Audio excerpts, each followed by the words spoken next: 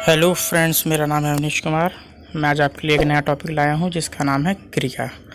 इसको इंग्लिश में कहते हैं वर्ब। तो चलिए शुरू करते हैं इसकी परिभाषा से।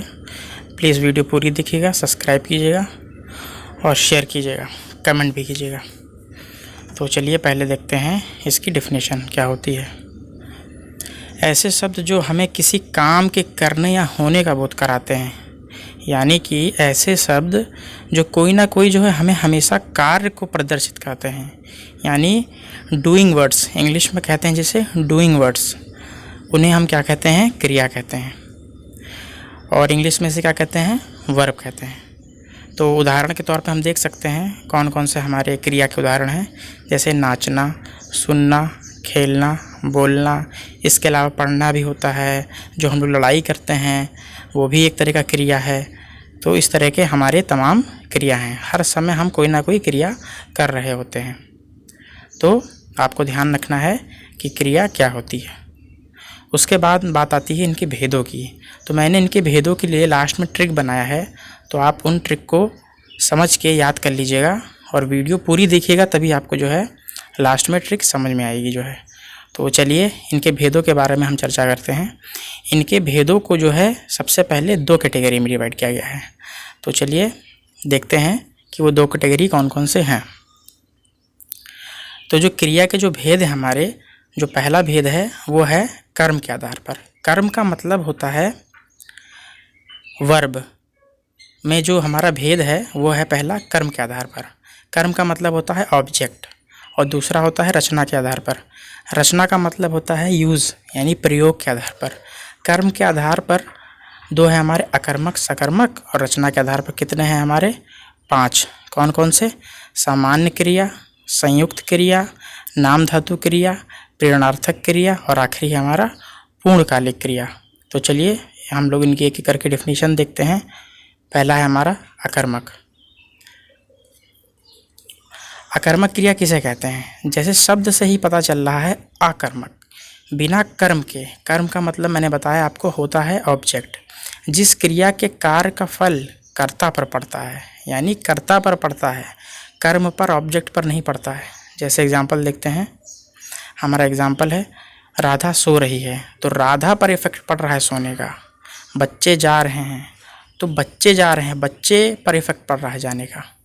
उसके बाद आता है हमारा सकर्मक क्रिया। सकर्मक क्रिया में क्या होता है? जिस क्रिया के कार्य का फल ऑब्जेक्ट पर पड़ता है, यानी कि सब्जेक्ट पे नहीं पड़ रहा है, इस बार किस पे पड़ रहा है? ऑब्जेक्ट पर पड़ रहा है। पीछे वाले में यानी अकर्मक में हमारा जो है सब्जेक्ट पर पड़ रहा था, इस बार ऑब्जेक्ट पर पड़ रहा है। जैसे प्रताप गाड़ी चला रहा है, तो गाड़ी पर इफेक्ट पड़ रहा है चलने का, प्रताप पे नहीं।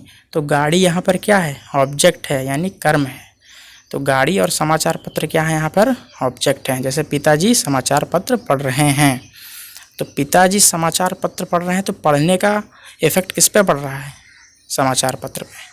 अगला कर्मक क्रिया और सकर्मक क्रिया की पहचान क्या होती है? देखिए, क्रिया के साथ क्या, किसे तथा किसको प्रश्न करने पर यदि उत्तर नहीं मिलता है, यानी उत्तर हमारा अटपटा मिलेगा। जैसे दादी जी हंसते हैं, क्या हंसते हैं? दादी जी, तो ये कुछ उत्तर सही नहीं है।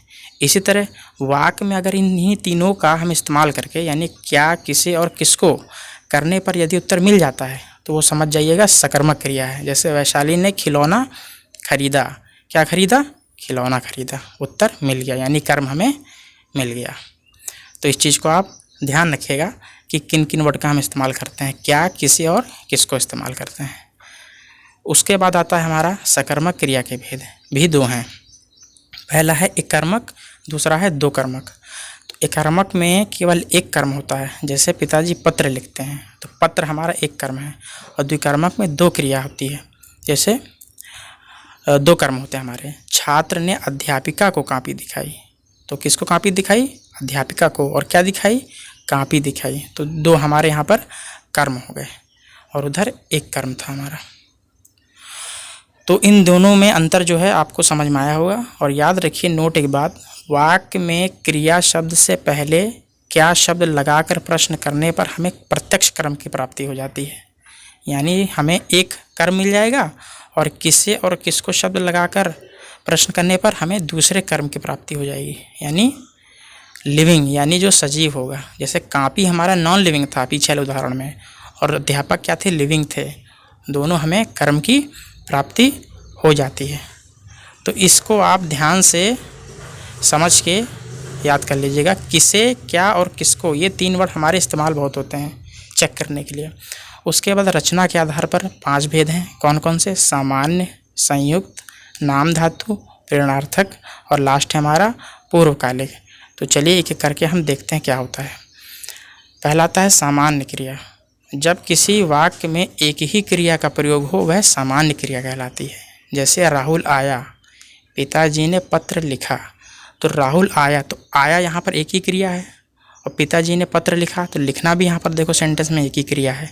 तो ऐसे हमारे सेंटेंस में अगर एक क्रिया आती है, एक ही वाक्य में हमारा एक जो है क्रिया आती है, तो वो सामान्य क्रिया कहलाती है। उसके बाद अगला है हमारा संयुक्त क्रिया। देखिए संयुक्त क्रिया क्या होता है। जिस वाक्य की 2 या 2 से अधिक क्रियाएं मिलकर एक ही पूर्ण कार्य करती हैं उन्हें संयुक्त क्रिया कहते हैं। यानी कि 2 क्रियाएं मिलकर एक कार्य को पूरा कर रही हैं। ठीक, जैसे रेलगाड़ी चल पड़ी, तो चलना क्या है, मुख्य क्रिया है, और पड़ी यहाँ पर क्या है, सहायक क्रिया है। जैसे बढ़ई मेज बना रहा है, तो बना क्या है, मुख्य क्रिया है, और रहा क्या है यहाँ पर हमारा सहायक क्रिया है। तो उसको आप याद रखिएगा। इन दोनों में जो मेन अंतर है वो ये है। ठीक है, अब इसके बाद हमारा आता है तीसरे को हम कहते हैं नाम धातु क्रिया। तो नाम धातु क्रिया हमारा अगला है, तो इसको आप ध्यान से देखिएगा। मुख्य क्रिया और सहायक क्रिया क्या होती है याद रखिएगा। नाम धातु क्रिया क्या होती है, देखिए संज्ञा, सर्वनाम, विशेषण शब्दों से बनने वाली क्रियाओं को क्या कहते हैं, नाम धातु। देखिए मैंने यहाँ संज्ञा लिया है हाथ, उसमें मैंने ई आना लगा दिया तो हथियाना हो गया, और मैंने अपना में आना लगा दिया तो अपनाना हो गया। अपना सर्वनाम शब्द होता है। और विशेषण मैंने एक शब्द लिया गरम, गरम में मैंने आना लगा दिया तो वो क्या बन गया, गरमाना। ठीक है, गरमाना होगा।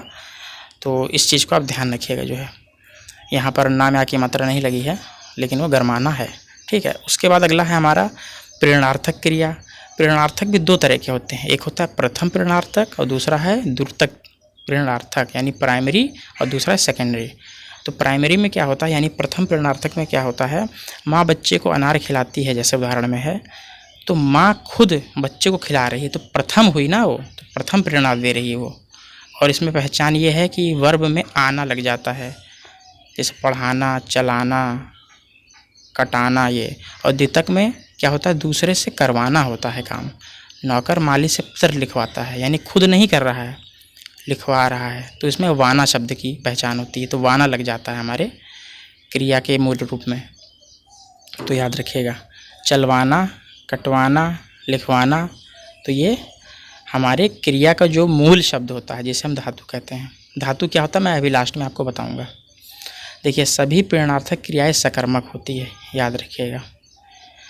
जैसे यहाँ एक बात और नीचे दी गई है, साधारण क्रिया और प्रेरणार्थक क्रिया में अंतर क्या है। बच्चा दूध पीता है, कौन पी रहा है, बच्चा दूध पी रहा है। और दूसरा क्या है, माँ बच्चे को दूध पिलाती है, तो ये बच्चे को दूध पिला रही है। ठीक है, और एक है माँ नीतू से बच्चे को दूध पिलवाती है, तो पिलवाना जो होता है वो द्वितीयक हो गया, और पिलाती है वो प्रथम हो गया। उसके बाद हमारा लास्ट आता है मुख्य क्रिया। मुख्य क्रिया से पहले होने वाली क्रिया को क्या कहते हैं, पूर्वकालिक क्रिया कहते हैं।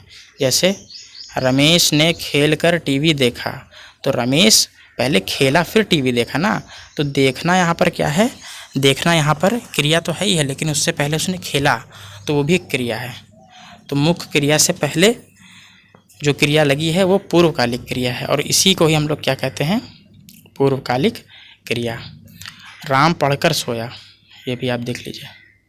लास्ट हमारा आता है धातु। धातु क्या होता है, क्रिया का जो मूल रूप होता है, जो बेसिक वर्ड होता है, जिससे क्रिया हमारा बना है, उसे धातु कहते हैं। तो उसमें आ में ना लगा दिया तो आना हो गया, पढ़ में ना लगा दिया तो पढ़ना हो गया। इसी तरह हमारे अन्य उदाहरण हैं। तो आपको वीडियो कैसी लगी प्लीज़ कमेंट करिएगा, बताइएगा। मैंने लास्ट में आपके लिए ट्रिक बनाया है, ट्रिक टाइम। चलिए देखते हैं ट्रिक क्या है। ट्रिक में ये है कि पूसा नाम की एक लड़की है जिसका नाम है पूसा, ठीक है, और उसने अपने नाम का प्रेस खोला है, तो नाम से है नाम धातु, पू से है पूर्वकालिक क्रिया, सा से है सामान्य क्रिया, प्रे से है प्रेरणार्थक क्रिया और सा से है संयुक्त क्रिया। तो आप ये याद कर लीजिएगा। अगर एक बच्चा भी मेरे ट्रिक से याद कर ले रहा है तो मेरा ट्रिक बनाना सफल हो जाएगा। तो प्लीज़ कमेंट, लाइक, सब्सक्राइब कीजिएगा और बताइएगा वीडियो कैसी लगी। मैं आपके लिए ऐसी वीडियो और बनाता रहूँगा। थैंक यू फ्रेंड्स, और शेयर करना मत भूलिएगा। Thank you. लास्ट में आपको एक बात और बताते जा रहा हूँ मैं आपको कि मैं हिंदी की ऐसी पूरी सीरीज़ बनाऊँगा। तो आप मुझे बताते रहिए कि आपको कौन कौन से टॉपिक पे पहले वीडियो चाहिए। ठीक है, थैंक यू फ्रेंड्स।